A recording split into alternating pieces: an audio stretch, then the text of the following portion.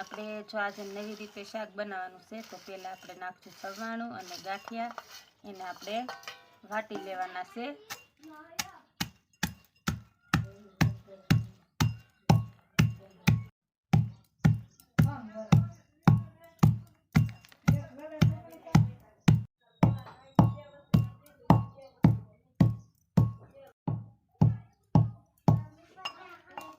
આપણે જો આપણે ભૂકો થઈ ગયો છે સરસ મજાનો, અને આપણે કાઢી લઈશું ડીશમાં.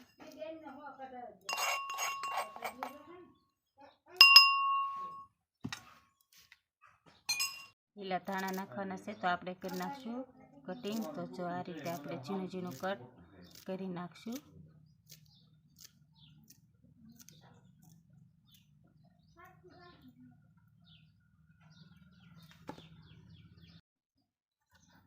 થોડું નાખશું આપણે સ્વાદ પ્રમાણે નમક, થોડું નાખશું લાલ મરચું, અને થોડી નાખશું આપણે હળદર, અને થોડી નાખી દઈશું હિંગ. હવે થોડું એમાં નાખી દઈશું તેલ. હવે આપણે આને ભેળવી નાખવાનું છે.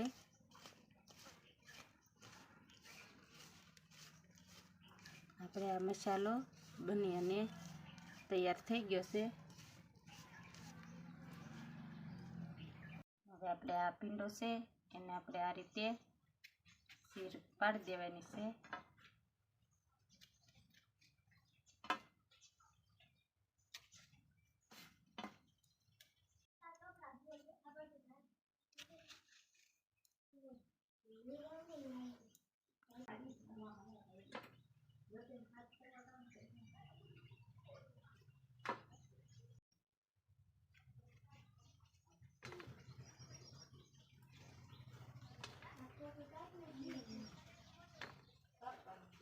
હવે આપણે આને એમાં ભરવાનું છે. આમાં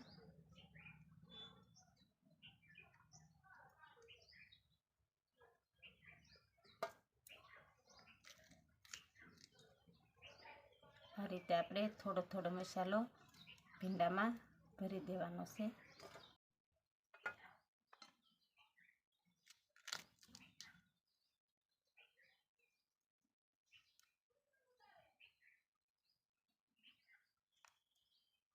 આ રીતે આપણે શીંગ ભરી લેવાની છે.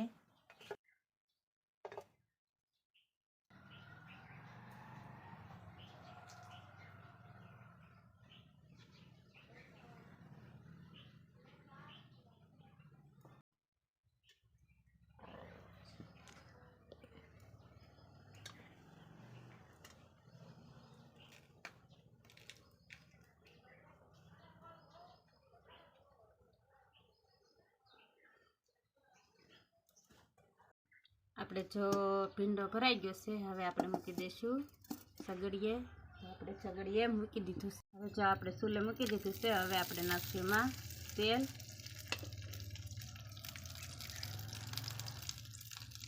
આપણે 3 થી 4 પાવડા જેટલું આપણે તેલ નાખવાનું છે.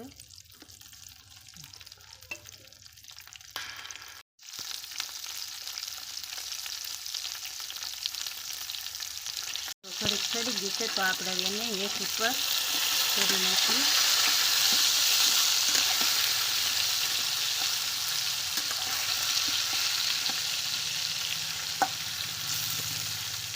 આ રીતે જો શાક બનાવીને તો ન ખાતા હોય ને એ પણ ખાય. આપણે શાક બહુ મસ્ત બને છે.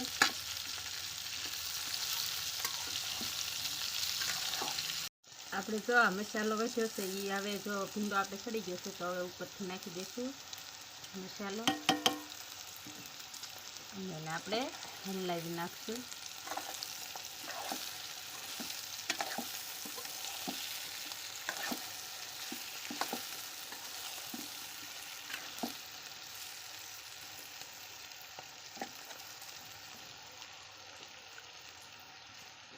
તો આપણું શાક સડી અને તૈયાર થઈ ગયું છે. આપણે જો ભીંડાની શીંગ તે આપણે અલગ પડી ગઈ છે, એની ચીકાશ પણ મટી ગઈ છે. તો હવે આપણે એને ઉતારી લઈશું.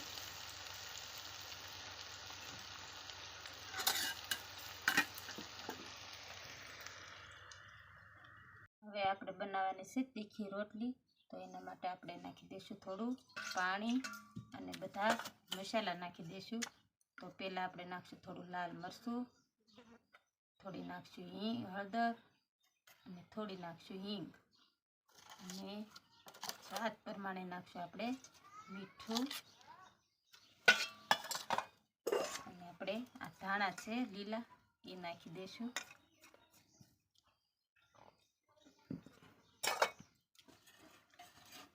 એમાં નાખશું આપણે તેલ, 2 પાવડા આપણે નાખવાનું છે તેલ.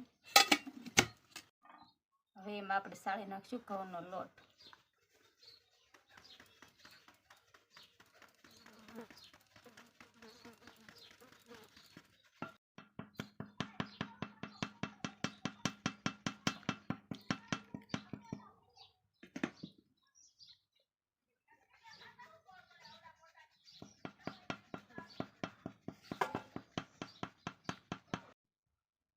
હવે આપણે એને લોટ બાંધી દેવાનો છે.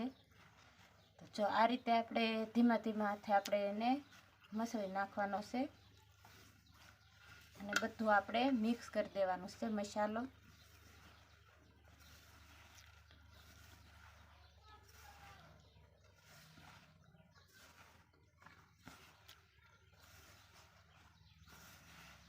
આપણે મસાલો મિક્સ થઈ ગયો છે તો થોડું થોડું એમાં નાખશું આપણે પાણી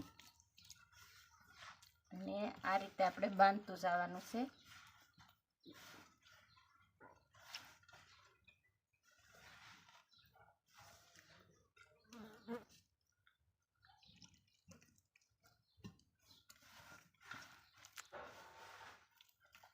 થઈ ગયું છે એમાં આપણે નાખશું થોડું તેલ નાખી અને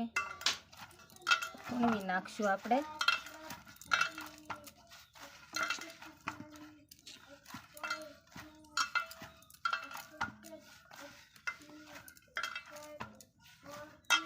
જો આપણે લોટ બંધાઈને ગોળિયા કરીને તૈયાર કરી નાખીશું. તો હવે મૂકી દઈશું આપણે લોટી. હવે આપણે બનાવવાની છે રોટલી.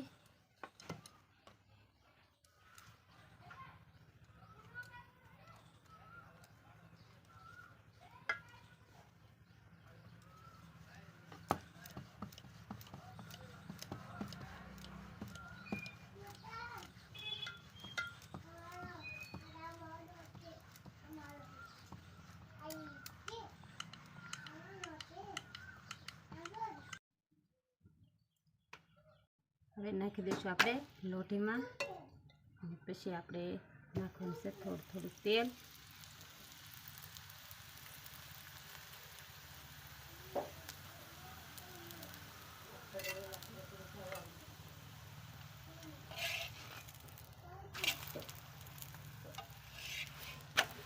આપણી સરસ મજાની રોટલી થાય છે.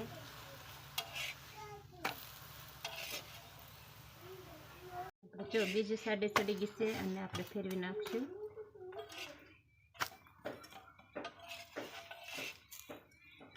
જો રોટલી સડી અને તૈયાર થઈ ગઈ છે તો આપણે ઉતારી લઈશું.